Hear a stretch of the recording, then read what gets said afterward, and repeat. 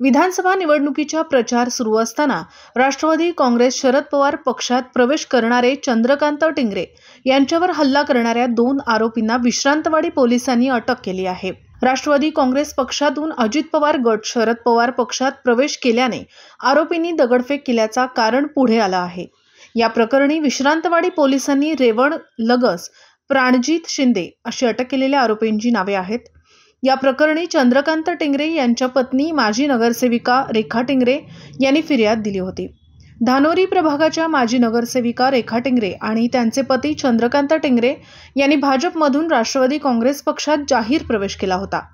विधानसभा निवडणुकीत टिंगरे दाम्पत्याने महायुतीचे उमेदवार सुनील टिंगरे यांना पाठिंबा दिला होता। निवडणुकीचा प्रचार सुरू असताना रेखा टिंगरे आणि चंद्रकांत टिंगरे यांनी पक्षांतर करून राष्ट्रवादी काँग्रेस शरद पवार पक्षात प्रवेश करून बापूसाहेब पठारे यांना पाठिंबा जाहीर केला होता।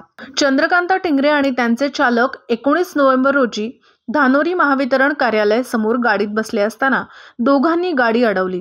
त्यांच्या गाडीवर दगडफेक करून मारहाण केली, अशी तक्रार रेखा टिंगरे यांनी दिली होती।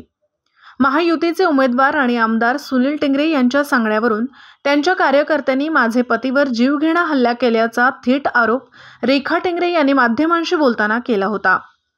आज विश्रांतवाडी पोलिसांनी 2 आरोपींना अटक केली आहे।